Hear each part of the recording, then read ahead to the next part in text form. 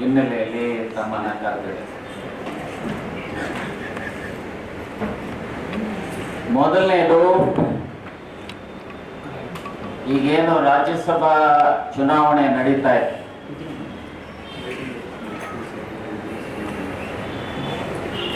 ಈ ರಾಜ್ಯಸಭಾ ಚುನಾವಣೆಯಲ್ಲಿ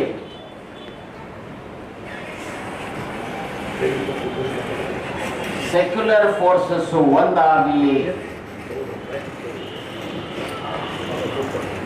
secular forces ಅನ್ನ ಪ್ರತಿನಿಧಿಸತಕ್ಕಂಥ ಕ್ಯಾಂಡಿಡೇಟ್ ಅನ್ನ ಆಯ್ಕೆ ಮಾಡಬೇಕು ಅನ್ನುವಂಥದ್ದು ನಮ್ಮ ಮುಂದೆ ಇರತಕ್ಕಂಥ ಇಶ್ಯೂ.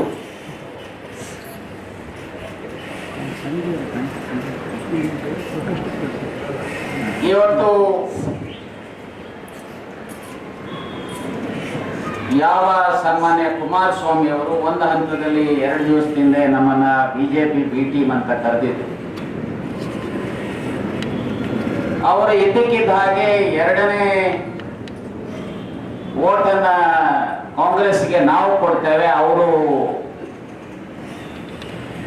2ನೇ ಪ್ರಿಫರೆನ್ಸ್ ವೋಟನ್ನ ನಮಗೆ ಕೊಡ್ಲಿ ಅಂತ ಹೇಳಿ ಅವ್ರಿಗೆ ಹೇಳಿದ್ದಾರೆ. ಬಹುಶಃ ನಾನು ಇಷ್ಟೇ ಹೇಳಲಿಕ್ಕೆ ಬಯಸ್ತೇನೆ, ಕಾಂಡಕ್ಟ್ ಆಫ್ ಎಲೆಕ್ಷನ್ಸ್ ರೂಲ್ 73 ಇಂದ 75 ವರೆಗೆ ಸರ್ಪ್ಲಸ್ ವೋಟ್ಸ್ ಅಂದ್ರೆ ಏನು, ಎಲಿಮಿನೇಷನ್ ಅಂದ್ರೆ ಏನು, ಸೊ ಇದರಿಂದ ಸೆಕೆಂಡ್ ಪ್ರಿಫರೆನ್ಸ್ ಹೇಗೆ ಬೆಲೆ ಬರುತ್ತೆ ಬರೋದಿಲ್ಲ ಅನ್ನುವಂಥದ್ರ ಅರಿವು ಕಾಂಗ್ರೆಸ್ಸಿಗಿದೆ. ನಾನು ಇಷ್ಟೇ ಹೇಳಲಿಕ್ಕೆ ಬಯಸ್ತೇನೆ, ಅವರ ತಂದೆಯವರು ಪ್ರಧಾನಮಂತ್ರಿಗಳಾಗಬೇಕಾದ್ರೆ ಸನ್ಮಾನ್ಯ ದೇವೇಗೌಡರು 48 ಪಾರ್ಲಿಮೆಂಟ್ ಸದಸ್ಯರಿದ್ದಂತ ಜನತಾದಳಕ್ಕೆ 146 ಪಾರ್ಲಿಮೆಂಟ್ ಸದಸ್ಯರಿದ್ದಂತ ಕಾಂಗ್ರೆಸ್ ಬೆಂಬಲ ಮಾಡಿದ್ರಿಂದ ಅವರು ಪ್ರಧಾನಮಂತ್ರಿಗಳಾಗಿದ್ದರು. ಸನ್ಮಾನ್ಯ ಕುಮಾರಸ್ವಾಮಿ ಅವರು ಮುಖ್ಯಮಂತ್ರಿಗಳಾಗಬೇಕಾದ್ರೆ ಕಾಂಗ್ರೆಸ್ಸಿನ ಬೆಂಬಲದಿಂದ ಅವರು ಮುಖ್ಯಮಂತ್ರಿಗಳಾಗಿದ್ರು.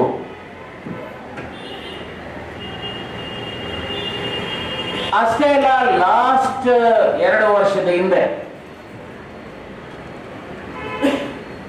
ರಾಜ್ಯಸಭಾ ಚುನಾವಣೆಯಲ್ಲಿ ಸನ್ಮಾನ್ಯ ದೇವೇಗೌಡರು ಈ ರಾಜ್ಯದಿಂದ ದೇಶದ ಪ್ರಧಾನಮಂತ್ರಿಗಳಾಗಿದ್ದಂಥವರು,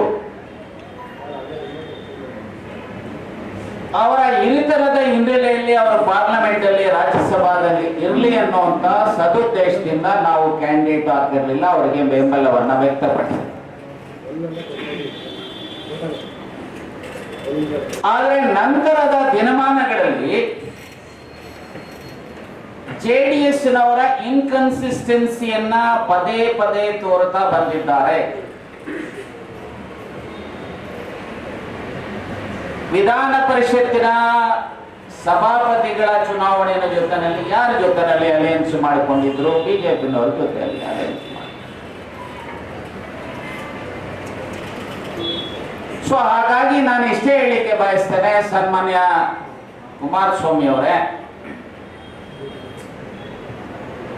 ನೀವು ನಮ್ಮ ರಾಷ್ಟ್ರೀಯ ಯಾರು ಇನ್ಚಾರ್ಜ್ ಜನರಲ್ ಸೆಕ್ರೆಟರಿ ಅವರ ಹೆಸರನ್ನು ಸಹ ಪ್ರಸ್ತಾಪ ಮಾಡಿದ್ರೆ, ಅವರು ಮೆಸೇಜ್ ಮಾಡಿದ್ದಾರೆ, ನಮ್ಮ ನಾಯಕರ ಜೊತೆನಲ್ಲೂ ಮಾತನಾಡಿದ್ದಾರೆ. ನೀವು ಹೇಳಿರುವಂಥದ್ದು ಸತ್ಯ ಅಲ್ಲ.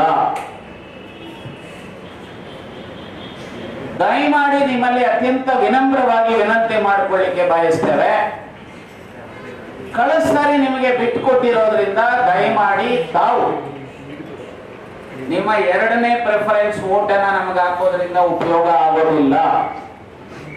ದಯಮಾಡಿ ನಿಮ್ಮ ಏನು 30, 32 ಇದಾವೆ ನಿಮ್ಮ ವೋಟ್ಸ್ ಅನ್ನ ದಯಮಾಡಿ ಫಸ್ಟ್ ಪ್ರಿಫರೆನ್ಸ್ ಅನ್ನ ನಮಗೆ ಹಾಕಿ. ರಾಜ್ಯದಲ್ಲಿ ಕಾಂಗ್ರೆಸ್ ಮತ್ತು ಜನತಾದಳ ಸೆಕ್ಯುಲರ್ ಫೋರ್ಸಸ್ ನ 2 ಶಕ್ತಿಗಳು ಒಟ್ಟಿಗೆ ಎಲೆಕ್ಷನ್ ಅನ್ನ ನಡೆಸಿದ್ದಾವೆ ಈ ಚುನಾವಣೆಯಲ್ಲಿ ಅನ್ನುವಂತ ಮೆಸೇಜ್ ಅನ್ನ ಕೊಡ್ತಕ್ಕಂಥದಕ್ಕೆ ತಾವು ದಯಮಾಡಿ ಮುಂದಾಗಬೇಕು ಅಂತ ಹೇಳಿ ನಿಮ್ಮಲ್ಲಿ ವಿನಮ್ರವಾಗಿ ವಿನಂತಿ ಮಾಡಿಕೊಳ್ಳಿಕ್ಕೆ ಮತ್ತು ಒತ್ತಾಯ ಮಾಡಲಿಕ್ಕೆ ಬಯಸ್ತೇನೆ. ಅದನ್ನ ಬಿಟ್ಟು ನಾವು ಸೆಕೆಂಡ್ ಕೊಡ್ತೀವಿ, ನೀವು ಸೆಕೆಂಡ್ ಕೊಡಿ, ಈ ಈ ರಾಜಕೀಯ ನಮಗೆ ಅರ್ಥ ಆಗುತ್ತೆ. ಸೆಕೆಂಡ್ ಕೊಡೋದ್ರಿಂದ ಯಾರು ಎಲಿಮಿನೇಟ್ ಆಗ್ತಾರೆ, ಯಾರಿಗೆ ಓಟ್ ಸಿಗ್ಬೋದು ಅನ್ನೋದ್ರ ಅರಿವಿಲ್ಲ. ಸೊ ದಯಮಾಡಿ ಮತದಾರರಲ್ಲೂ ವಿನಂತಿ ಮಾಡಿಕೊಳ್ಳಿಕ್ಕೆ ಬಯಸ್ತೇವೆ, ಯಾರಿವತ್ತು ಶಾಸಕರಿದ್ದಾರೆ ಈ ಸೆಕ್ಯುಲರ್ ವಿಚಾರದಲ್ಲಿ ವಿಚಾರಧಾರೆಯಲ್ಲಿ ನಂಬಿಕೆ ಇರುವಂತ ಎಲ್ಲ ಶಾಸಕರು ಸಹ ಓಟನ್ನ ತೋರಿಸೋದಿದ್ರು ಸಹ 10th ಶೆಡ್ಯೂಲ್ ಅಟ್ರಾಕ್ಟ್ ಆಗೋದಿಲ್ಲ, ಅದು ಗೊತ್ತಿದೆ. ದಯಮಾಡಿ ಆತ್ಮಸಾಕ್ಷಿ ಮತವನ್ನ ನೀಡಬೇಕು ಅಂತೇಳಿ ಶಾಸಕರಲ್ಲಿ ಮತದಾರರಲ್ಲೂ ಸಹ ನಮ್ಮ ಪಕ್ಷದ ಪರವಾಗಿ ವಿನಂತಿ ಮಾಡಿಕೊಳ್ಳಿಕ್ಕೆ ಬಯಸ್ತೇನೆ. ಇದು ಎರಡನೇದು.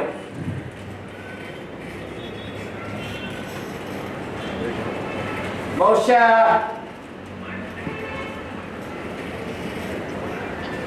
ಇವತ್ತು ರಾಜ್ಯವ್ಯಾಪಿ ಚರ್ಚೆ ಆಗ್ತಾ ಇರುವಂತದ್ದು ಚಡ್ಡಿ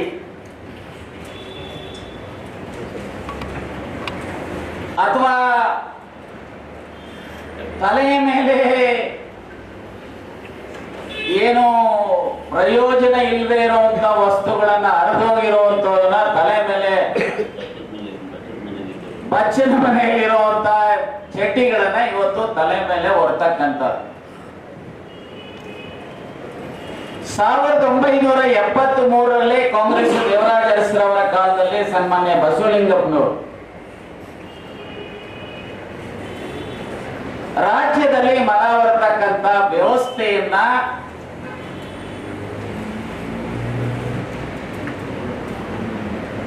ರದ್ದು ಮಾಡಿದಂತ ಇತಿಹಾಸ, ಕೀರ್ತಿ, ಬದ್ಧತೆ ಯಾವುದಾದ್ರೂ ಒಂದು ಪಕ್ಷಕ್ಕಿದ್ರೆ ಅದು ಕಾಂಗ್ರೆಸ್.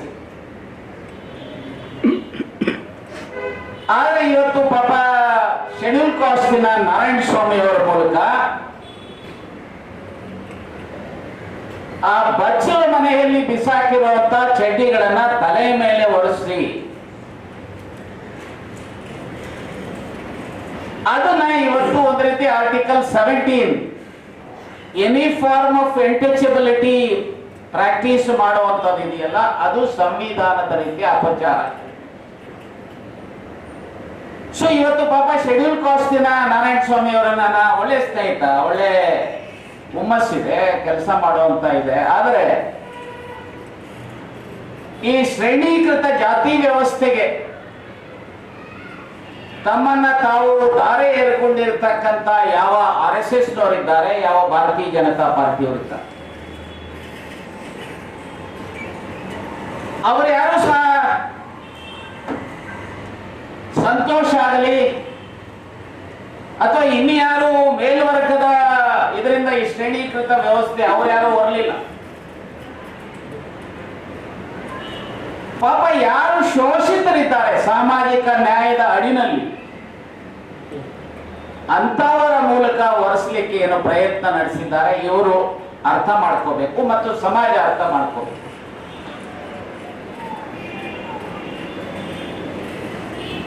ಹಿಂದುತ್ವ ಕೇವಲ 1925ರಲ್ಲಿ ಪ್ರಾರಂಭ ಆಗಿದ್ದಲ್ಲ, ಯಾಕಂದ್ರೆ RSS ಪ್ರಾರಂಭ ಆಗಿದ್ದು 1925ರ ಯುಗಾದಿ.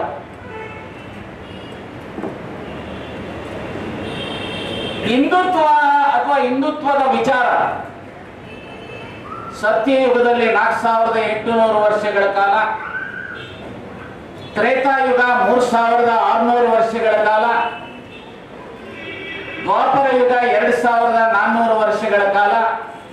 ಇದು ನಾನು ಹೇಳೋದಿಲ್ಲ, ಮಹಾಭಾರತದಲ್ಲಿ ಇದನ್ನು ಬರೀತಿರ್ತಾರೆ. ಕಲಿಯುಗ 1200 ವರ್ಷಗಳ ಕಾಲ ಇರ್ತಕ್ಕಂಥ. ಸೊ ಆಗಲೂ ಹಿಂದುತ್ವ ಇತ್ತು, ಹಿಂದೂ ಧರ್ಮ ಇತ್ತು. ಅವರೇನು ರಕ್ಷಣೆಗೆ ಇವರೇನು RSS ನವರು ಎಡ್ಗೆಯವರಾಗಲಿ, ಗುರುಜಿ ಗೋಲ್ವಾಲ್ಕರ್ ಆಗಲಿ, ಮೋದಿಯವರಾಗಲಿ ಯಾರು ಸಹ ಬಂದಿರಲಿ. ಹಿಂದುತ್ವ ಅಂತ ಹೇಳಿದ್ರೆ ಸ್ವಾಮಿ ವಿವೇಕಾನಂದರು ಚಿಕಾಗೋಗೆ ಹೋದಾಗ ಸ್ಪಷ್ಟವಾಗಿ ಹೇಳಿದ್ದಾರೆ. ಚಿಕಾಗೋಗೆ ಹೋಗಿ, my dear Hindu brothers and sisters, my dear Christian brothers and sisters, my dear Musalman brothers and sisters ಅಂತ ಹೇಳಿ ಅವರು ಕರೀಲಿಲ್ಲ. ಅವರು ಕರೆದಿದ್ದು my dear brothers and sisters of this universal. ವಿಶ್ವದ ನನ್ನ ಸಹೋದರ ಸಹೋದರಿಯರೇ, ಇನ್ನೊಂದು ಹೆಜ್ಜೆ ಮುಂದೆ ಹೋಗಿ ಹೇಳ್ತಾರೆ, ನಾನು ಅತ್ಯಂತ ಸನಾತನ ಧರ್ಮ ಹೊಂದಿರತಕ್ಕಂತ ಮಾತೃಭೂಮಿಯಿಂದ, ದೇಶದಿಂದ, ಭಾರತದಿಂದ ಬಂದಿದ್ದೇನೆ. ವಿಶ್ವದ ಯಾವುದೇ ರಾಷ್ಟ್ರದ ಯಾವುದೇ ಧರ್ಮದ ನಾಯಕರು ಬಂದರು, ಧರ್ಮ ಸಹಿಷ್ಣುತೆ ಇರತಕ್ಕಂಥ ಯಾವುದಾದ್ರೂ ಒಂದು ದೇಶ ಇದ್ರೆ ಅದು ಭಾರತ ಅನ್ನೋದನ್ನ ಹೇಳಿದ್ದಾರೆ. ಬಹುಶಃ ಸ್ವಾಮಿ ವಿವೇಕಾನಂದರಿಂದ ದೊಡ್ಡ ಧರ್ಮ ಪ್ರಚಾರಕರೇನಲ್ಲ ಅಥವಾ ಧರ್ಮದ ರಕ್ಷಕರೇನಲ್ಲ RSSನವರು. RSSನವರು ಹೇಳೋ ಹಾಗೆ ದೇಶದಲ್ಲಿ 56,000 ಶಾಖೆಗಳಿದ್ದಾವಂತೆ. RSSನ ಶಾಖೆಗಳು ಸುಮಾರು 50 ಲಕ್ಷದಿಂದ 60 ಲಕ್ಷ ಕಾರ್ಯಕರ್ತರಿದ್ದಾರೆ ಅಂತೇಳಿ ಅವರೇ ಕ್ಲೈಮ್ ಮಾಡ್ತಾರೆ.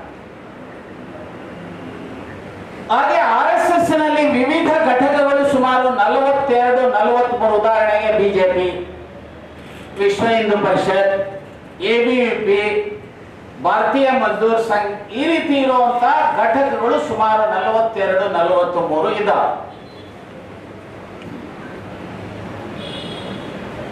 ದೇಶದಲ್ಲಿ ಸುಮಾರು 33,500 ಪೂರ್ಣಾವಧಿಯ RSS ಪ್ರಚಾರಕರಿದ್ದಾರೆ. ಇದು ನಾನು RSSನ ಪ್ರಚಾರಕರ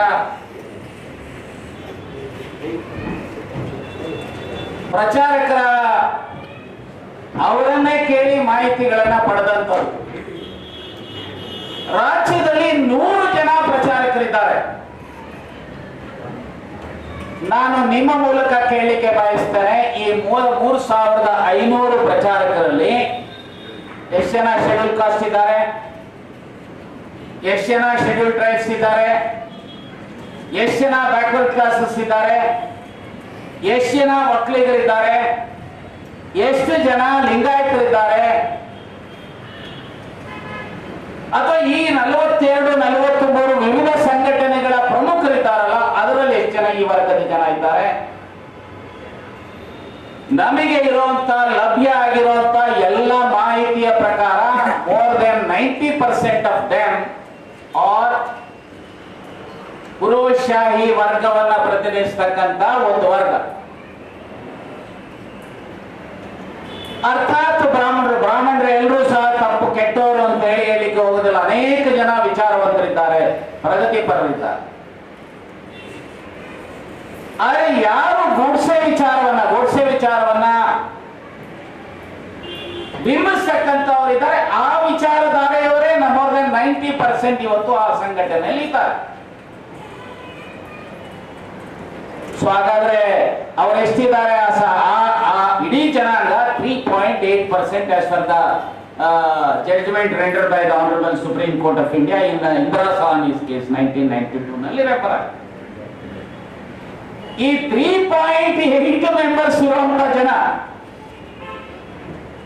95% ಆ ಸಂಘಟನೆಗಳನ್ನ ಕಂಟ್ರೋಲ್ ಮಾಡತಕ್ಕಂತ ಜನ. RSSಗೆ ಯಾಕಪ್ಪ ಸರ್ಸಂಚಾಲಕರನ್ನ ಇಲ್ಲಿವರೆಗೂ schedule caste, schedule tribes, backward class, ಒಕ್ಕಲಿಗರು, ಲಿಂಗಾಯತರು ಮಾಡಿಲ್ಲ? ರಜ್ಜು ಭಯ್ಯ ಒಬ್ಬರನ್ನ ಬಿಟ್ರೆ ಮಿಕ್ಕ ಎಲ್ಲರೂ ಸಹ ಒಂದೇ ವರ್ಗದವರು. ರಜ್ಜು ಭಯ್ಯ ಮತ್ತು ನಮ್ಮ ಕರ್ನಾಟಕದವರು ಒಬ್ಬರು ಬಿಟ್ರೆ ಮಿಕ್ಕ ಎಲ್ಲರೂ ಸಹ ನಾಗಪುರದ ಚಿತ್ಪಾವನ್ ಬ್ರಾಹ್ಮಿನ್ಸ್.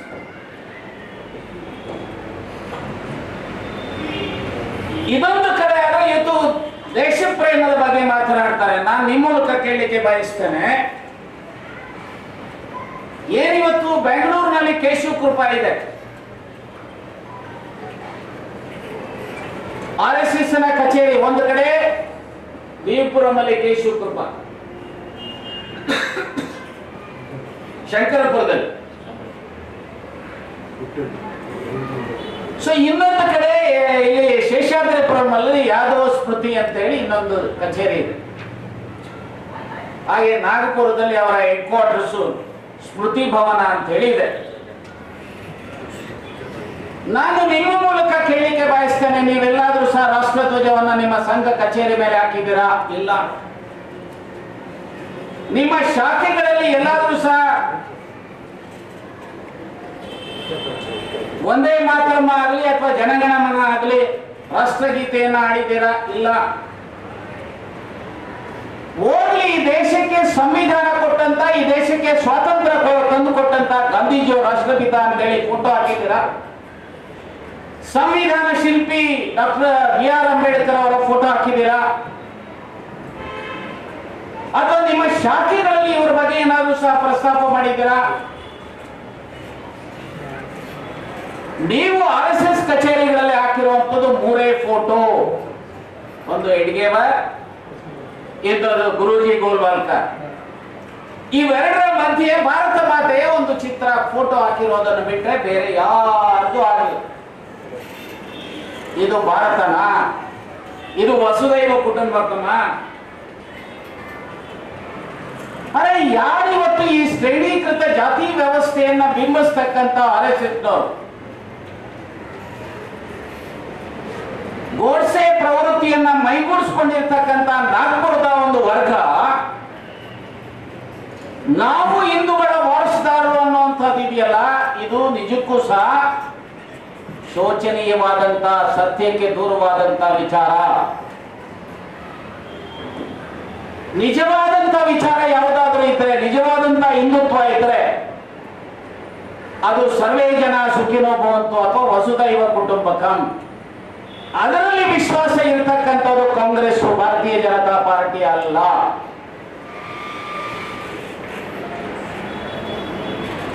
ಕಾಂಗ್ರೆಸ್ ಇವತ್ತು ಇನ್ಕ್ಲೂಸಿವ್ನೆಸ್ ಅಲ್ಲಿ ಎಲ್ಲರೂ ಸಹ ಭಾರತೀಯರು, ಭಾರತಾಂಬೆಯ 139 ಕೋಟಿ ಭಾರತಾಂಬೆಯ ಮಕ್ಕಳಿದ್ದಾರಲ್ಲ, ಅವರೆಲ್ಲರೂ ಸಹ ಭಾರತೀಯರು ಅನ್ನೋದನ್ನ ನಾವಿವತ್ತು ನಂಬಿಕೆ ಇಟ್ಟು ಭಾರತಾಂಬೆಯ ಎಲ್ಲ ಮಕ್ಕಳನ್ನ ಸಮಾನರು ಅಂತೇಳಿ ಸಂವಿಧಾನದಲ್ಲಿ ಹೇಳಿರೋ ಹಾಗೆ, ಗಾಂಧೀಜಿಯವರು ಹೇಳಿರೋ ಹಾಗೆ, ಕುವೆಂಪುರವರು ಹೇಳಿರೋ ಹಾಗೆ, ಬಸವಣ್ಣವರು ಹೇಳಿರೋ ಹಾಗೆ, ಕನಕದಾಸರು ಹೇಳಿರೋ ಹಾಗೆ, ವಾಲ್ಮೀಕಿ ಹೇಳಿರೋ ಹಾಗೆ, ಪೆರಿಯಾರ್ ರಾಮಸ್ವಾಮಿ ಹೇಳಿರೋ ಹಾಗೆ, ನಾರಾಯಣ ಗುರು ಹೇಳಿರೋ ಹಾಗೆ, ಇವರೆಲ್ಲರ ವಿಚಾರಧಾರೆಯಲ್ಲಿ ವಿಶ್ವಾಸ ಇಟ್ಟಿರತಕ್ಕಂಥ ಕಾಂಗ್ರೆಸ್ ನೀವಿವತ್ತು ಏನು ಮಾಡ್ತಾ ಇದ್ದೀರಿ? ಪಠ್ಯ ಪುಸ್ತಕ ಪರಿಷ್ಕರಣೆಯ ನೆಪದಲ್ಲಿ ನಿಜವಾದಂತ ರಾಷ್ಟ್ರಭಕ್ತರು ಯಾರಿದ್ದಾರೆ, ನಿಜವಾದಂತ ದೇಶಭಕ್ತರು ಯಾರಿದ್ದಾರೆ, ದೇಶ ಕಟ್ಟಿದಂತ ಭಾರತದ ನಿಜವಾದಂತ ಪರಂಪರೆ ಸಂಸ್ಕೃತಿಯನ್ನ ಉಳಿಸಿ ಬೆಳೆಸಿರ್ತಕ್ಕಂಥ ಅವರಿಗೆ ಅಪಮಾನ ಮಾಡತಕ್ಕಂತ ಹಿನ್ನೆಲೆಯಲ್ಲಿ ಸಾಂಕೇತಿಕವಾಗಿ ನಿಮ್ಮ ವಿಕೃತ ಭಾವನೆಯನ್ನ ಸುಡಬೇಕು ಅಂತ ಹೇಳಿ, ವಿಕೃತ ಭಾವನೆಯನ್ನ ಹೇಗೆ ಈ ಕಾಮನ ಹಬ್ಬದಲ್ಲಿ ಆ ಕಾಮನ ದಹನ ಮಾಡತಕ್ಕಂಥ ಅದಕ್ಕೆ ಹೋಳಿ ಹಬ್ಬದ ಸಂದರ್ಭದಲ್ಲಿ ಹೇಗೆ ಆ ದಹನ ಮಾಡ್ತಾರೆ, ಸುಡ್ತಾರೆ, ಹಾಗೆ ಸಾಂಕೇತಿಕವಾಗಿ RSS ಮತ್ತು ಈ ಬಿಜೆಪಿಯ ವಿಕೃತ ಭಾವನೆಯನ್ನ ಧ್ವಂಸ ಮಾಡಬೇಕು ಅನ್ನುವಂತ ಕಾರಣದಿಂದ ಚಡ್ಡಿಯನ್ನ ನಮ್ಮ NSC ಹುಡುಗರು ಸುಟ್ರೆ ಅದಕ್ಕೆ ಇವತ್ತು ನೀವು ಚಡ್ಡಿಗಳನ್ನ ಬಾತ್ರೂಮ್ ಅಲ್ಲಿ ಬಿಸಾಕಿರುವಂತದನ್ನ ಪಾಪ ನಮ್ಮ ನಾರಾಯಣ ಸ್ವಾಮಿ ಶೆಡ್ಯೂಲ್ ಕಾಸ್ಟಿನ ನಾಯಕರು ಅವರಂತ ತಲೆ ಮೇಲೆ ಹೊರಿಸ್ತೀರಲ್ವಾ? ನಾವು ನಿಮ್ಮ ಮೂಲಕ ಹೇಳಿಕೆ ಬಯಸ್ತೇನೆ, ಈ ನೀವು ಕಳಿಸಿರುವಂತ ಚಡ್ಡಿಗಳೇನು ಸಾಂಕೇತಿಕವಾಗಿ ಕಳಿಸಿದರೆ ಇದು ಬಿಜೆಪಿ ಮತ್ತು RSS ನ ವಿಕೃತ ಭಾವನೆ ತೋರುತ್ತೆ. ಆ ವಿಕೃತ ಭಾವನೆಯ ಸ್ವರೂಪ ಆಗಿರುವಂತ ಈ ಕಳಿಸಿರುವಂತ ಎಲ್ಲ ಚಡ್ಡಿಗಳನ್ನ ಯಾರು ಈ ದೇಶದ ಪ್ರಧಾನಮಂತ್ರಿಗಳಿದ್ದಾರೆ ಸನ್ಮಾನ್ಯ ಮೋದಿಯವರಿಗೆ, ಅವರಿಗೆ ರವಾನಿಸಬೇಕು ಅಂತೇಳಿ ನಮ್ಮ ಪಕ್ಷ ತೀರ್ಮಾನ ಮಾಡಿದೆ. ಯಾವ ವಿಕೃತ ಭಾವನೆಯ ಪ್ರತೀಕ ಆಗಿರುವಂತ ಚಡ್ಡಿಗಳೇನು ನಾರಾಯಣ ಸ್ವಾಮಿ ಅವರು ಇನ್ನಿತರು ಹೊತ್ತುಕೊಂಡು ಬಂದು ನಮ್ಮ ನಾಯಕರ ಅಥವಾ ನಮ್ಮ ಕಚೇರಿಗೆ ತರಲಿಕ್ಕೆ ಪ್ರಯತ್ನ ಮಾಡಿದ್ದಾರೋ ಆ ವಿಕೃತ ಭಾವನೆಗಳ ಪ್ರತೀಕ ಆಗಿರುವಂತ ಅವುಗಳನ್ನ ಮೋದಿಯವರಿಗೆ ಕಳಿಸಿ ಈ ವಿಕೃತ ಭಾವನೆಗಳಿಗೆ as prime minister of this country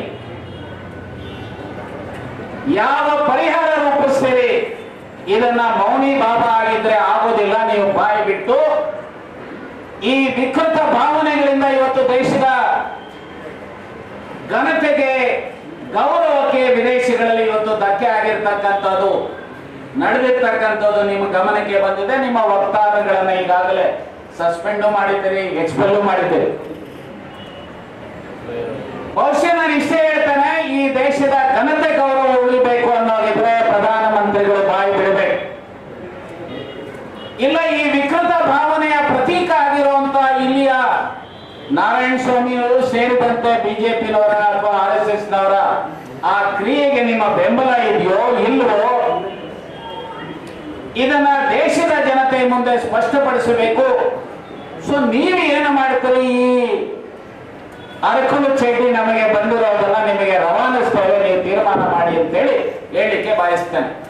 thank you. ಮಾಡುವಂತ ಅವಮಾನ ಅಂತ ಹೇಳಿ ಅವರು ಬಸವ ಕಲ್ಯಾಣದ ಕಡೆಗೆ ನಡೆಯಿತು. ಇದು ಎಷ್ಟು ತರ್ಕವಾಗಿದೆ ಅಂದ್ರೆ ಅದನ್ನು ಸಹ ತಿರ್ಚಿದ್ದಾರೆ.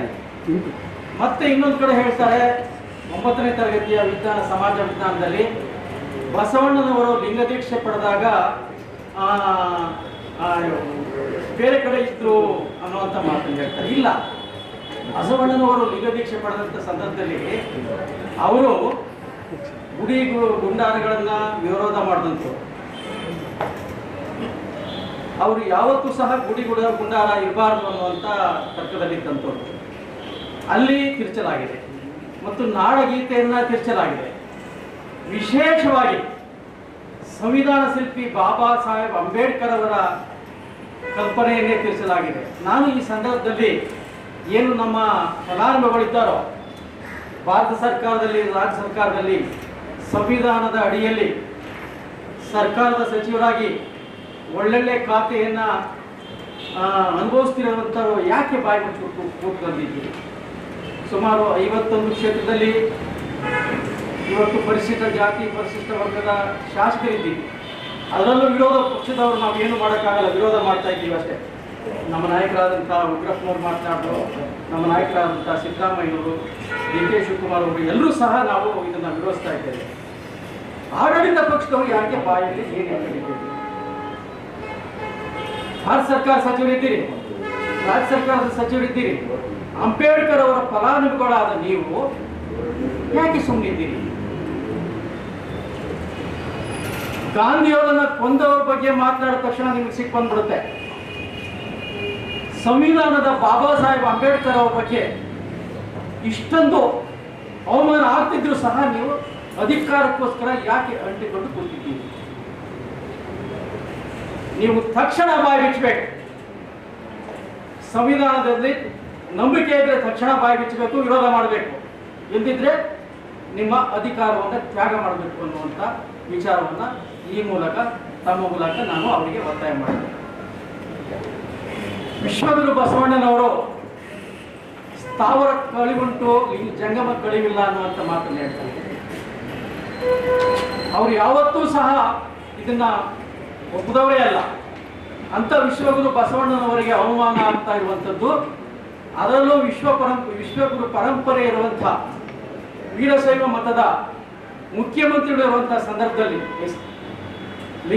ವೀರಶೈವ ಲಿಂಗಾಯತ ಮತದ ಮುಖ್ಯಮಂತ್ರಿಗಳಿರುವಂಥ ಸಂದರ್ಭದಲ್ಲಿ ಮುಖ್ಯಮಂತ್ರಿಗಳು ಇದನ್ನು ನೋಡ್ತಾ ಕೂಡುತ್ತಿರುವಂಥದ್ದು ನಿಜವಾಗಲೂ ಆಶಾಸ್ಪದವಾಗಿದೆ. ವಿಶ್ವಗುರು ಬಸವಣ್ಣನವರಿಗೆ ಮತ್ತು ಬಾಬಾ ಸಾಹೇಬ್ ಅಂಬೇಡ್ಕರ್ ಅವರಿಗೆ ಮತ್ತು ವಿಶ್ವಕವಿ ಕುವೆಂಪು ಅವರಿಗೆ ಅವಮಾನದಂಥ ಸಂದರ್ಭದಲ್ಲಿ ಬೊಮ್ಮಾಯಿಯವರು, ರಾಜ್ಯದ ಗೌರವಾನ್ವಿತ ಮುಖ್ಯಮಂತ್ರಿಗಳಾದ ಬೊಮ್ಮಾಯಿಯವರು ನೇರವಾಗಿ ಬಾಯಿ ಬಿಚ್ಚಿ ಮಾತನಾಡಬೇಕು ಅನ್ನುವಂಥದ್ದು ಈ ಸಂದರ್ಭದಲ್ಲಿ ನಾನು ಒತ್ತಾಯ ಮಾಡ್ತೇನೆ. ಓಕೆ,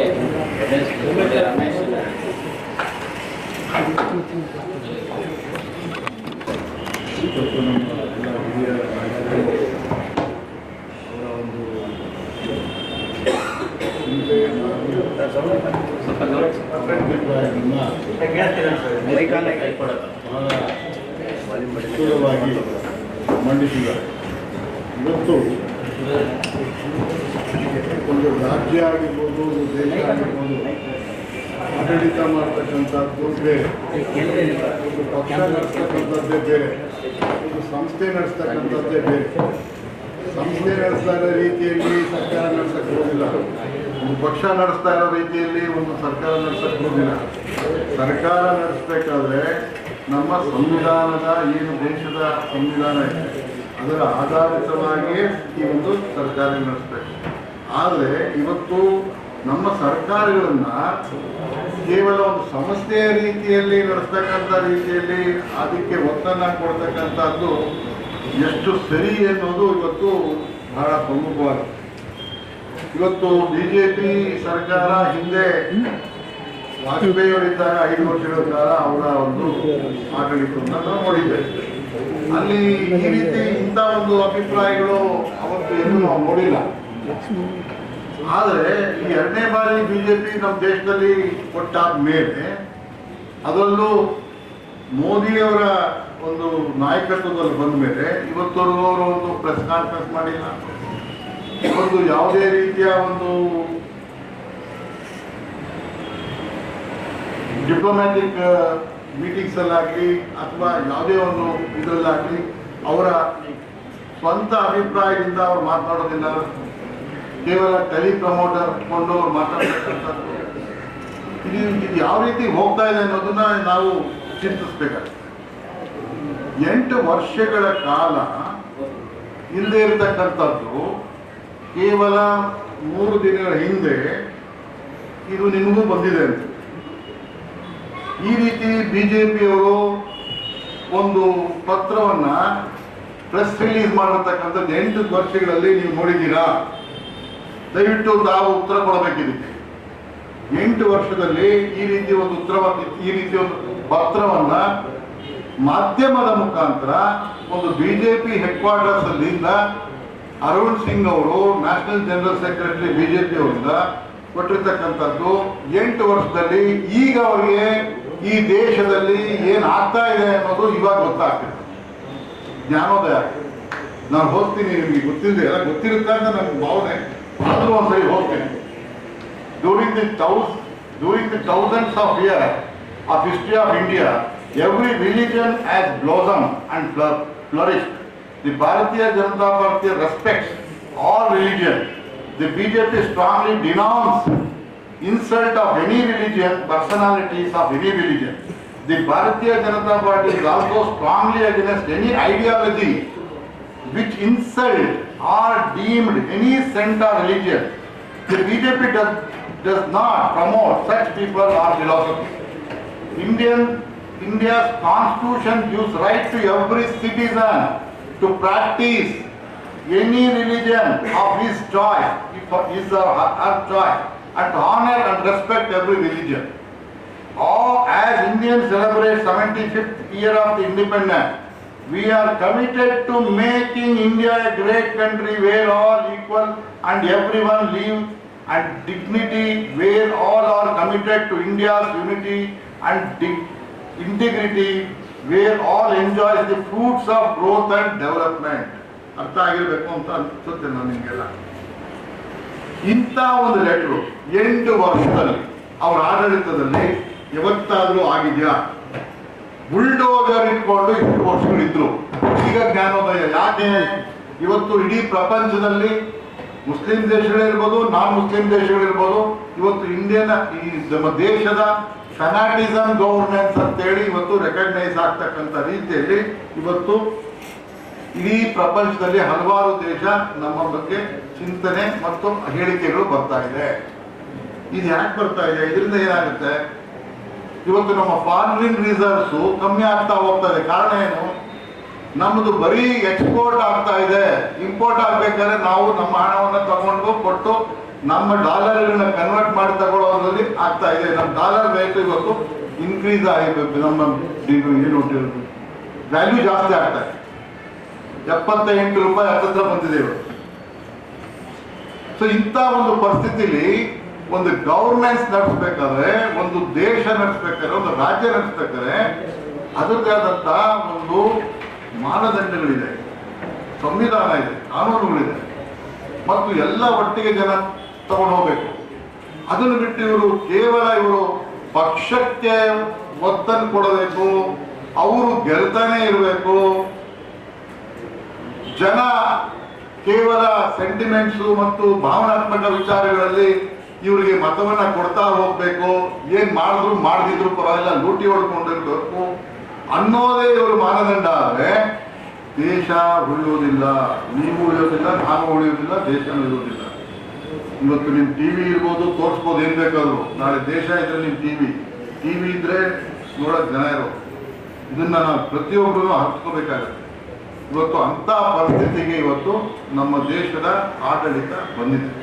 ಹಾಗಾಗಿ ಇವತ್ತು ಈ ಲೆಟ್ರೆ ಸಾಕು ಅವ್ರ ದೇಶದಲ್ಲಿ ಯಾವ ರೀತಿಯಲ್ಲಿ ಆಡಳಿತವನ್ನ ನಡೆಸ್ತಾ ಇದ್ದಾರೆ ಅನ್ನೋದನ್ನ ತೋರಿಸ್ತಾರೆ. ನಮಸ್ಕಾರ. ಒಂದು ವಿಷಯ, ಬಿಜೆಪಿಯ ವಕ್ತಾರರು ಏನು ಹೇಳಿದ್ದಾರೆ, ಅವ್ರನ್ನ ಯಾಕೆ ಸಸ್ಪೆಂಡ್ ಮಾಡಿದ್ದಾರೆ ಅವರು ಮತ್ತೆ ಉಚ್ಚಾಟನೆ ಮಾಡಿದ್ದಾರೆ, ಅದರ ಪ್ರತಿಕ್ರಿಯೆ ಈ ಏನು ಬೇರೆ ದೇಶಗಳಲ್ಲಿ ಆಗ್ತಾ ಇರೋದನ್ನು ನೋಡಿದ್ರೆ ನಮ್ಮ ದೇಶದ ಮಾನ ಮರ್ಯಾದೆಯನ್ನು ಹರಾಜಾಗುವ ಪರಿಸ್ಥಿತಿಯಲ್ಲಿ ಇವತ್ತು ಬಿಜೆಪಿಯ ಏನು ಹೇಳಿಕೆಗಳಿದೆ ಅದು ಇವತ್ತು ಬಹಿರಂಗವಾಗಿ ಹಲವಾರು ದೇಶಗಳು ನಮ್ಮ ದೇಶಕ್ಕೆ ಇವತ್ತು ತಾಕೀತನ್ನು ಮಾಡಿದ್ದಾರೆ.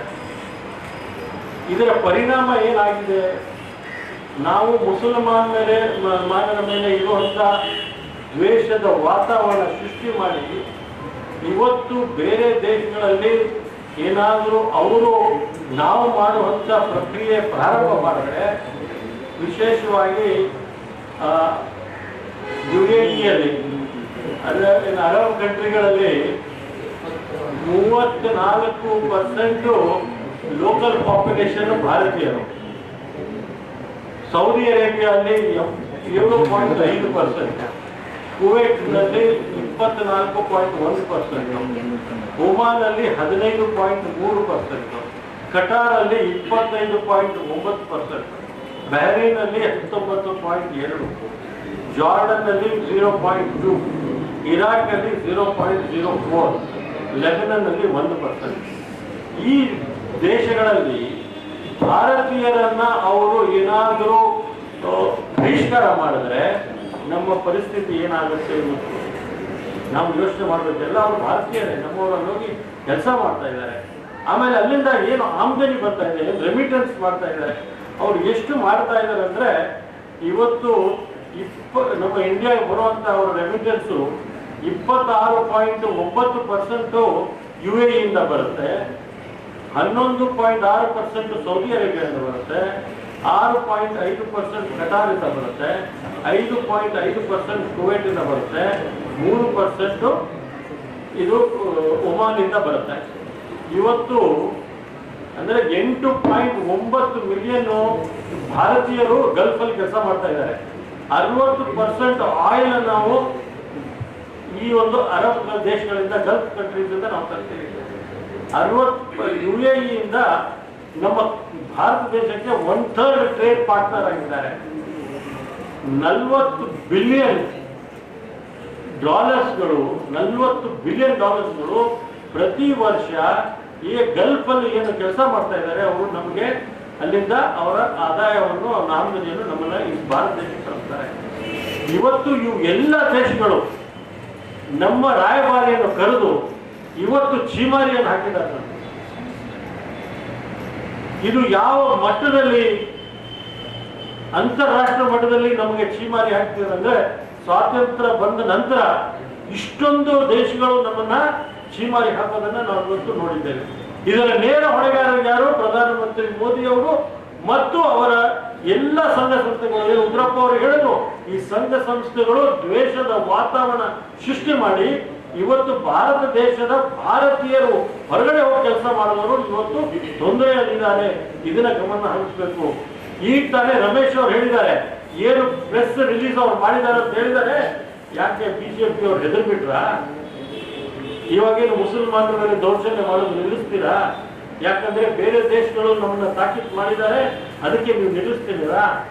ಇಲ್ಲ, ಇದೇ ದ್ವೇಷದ ವಾತಾವರಣ ನಾವು ಮತ್ತೆ ಮುಂದೆ ಒರೆಸ್ಬಿಟ್ಟು ಇದು ಹಿಜಾಬಿನ ನೆಪದಲ್ಲಿ ಇಲ್ಲ ಮುಸಲ್ಮಾನರ ಮೇಲೆ ದ್ವೇಷದ ವಾತಾವರಣ ಸೃಷ್ಟಿ ಮಾಡಿ ಈ ದೇಶದಲ್ಲಿ ಅಶಾಂತಿಯನ್ನು ಹಬ್ಬಿಸಿ ಹಿಂದುತ್ವದ ನೆಪದಲ್ಲಿ ಈ ಭಾರತವನ್ನು ಇಬ್ಬಾಗ ಮಾಡ್ತೀರಾ?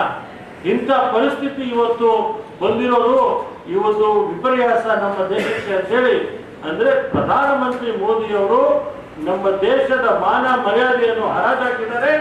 ಅವರ ಏನು ಎಕ್ಸ್ಟರ್ನಲ್ ಅಫೇರ್ಸ್ ಏನು ಅವರ ನೀತಿ ಇದೆ, ಅದು ಏನು ಭಾರತ ದೇಶ ಇಷ್ಟು ವರ್ಷಗಳ ಕಾಲ ಅದನ್ನ ಕಾಪಾಡಿಕೊಂಡು ಬಂದಿತ್ತು, ಇವತ್ತು ಅದು ಹರಾಜಾಗ್ತಾ ಇದೆ.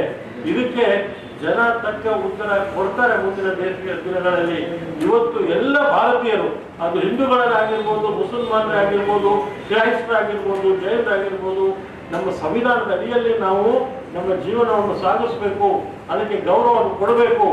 ಏನು ಬಿಜೆಪಿಯ ತಂತ್ರ ಇದೆ, ಈ ಸಂವಿಧಾನವನ್ನು ದುರ್ಬಲ ಮಾಡಬೇಕು, ಅಂಬೇಡ್ಕರ್ ಅವರನ್ನ ಅಪಮಾನ ಮಾಡಬೇಕು, ಮಹಾತ್ಮ ಗಾಂಧಿ ಅವರನ್ನ ಅಪಮಾನ ಮಾಡಬೇಕು, ಏನು ದೇಶಕ್ಕೆ ಸ್ವಾತಂತ್ರ್ಯಕ್ಕೆ ಹೋರಾಟ ಮಾಡಿದಂತ ಎಲ್ಲ ನಾಯಕರುಗಳನ್ನ ಅಪಮಾನ ಮಾಡಿ ಏನು ಮರ್ಸಿ ಪೆಟಿಷನ್ ಸವರ್ಕರ್ ಅವರು ಬರೆದ್ರು ಅವರನ್ನ ಬಿಂಬಿಸಿಕೊಂಡು ಬರ್ತಾ ಇರೋದು ಇದು ದೇಶದ ಇವತ್ತು ವಿಪರ್ಯಾಸ ಅಂತೇಳಿ ನಾವು ಭಾವಿಸ್ತಾ ಇವತ್ತು ನಾವೆಲ್ಲರೂ ಅದಕ್ಕೆ ಜಾಗೃತರಾಗಬೇಕು ಅಂತೇಳಿ ನಮ್ಮಲ್ಲಿ ಹೇಳಕ್ಕೆ ಇಷ್ಟಪಡ್ತಾ ಇದ್ದೀವಿ.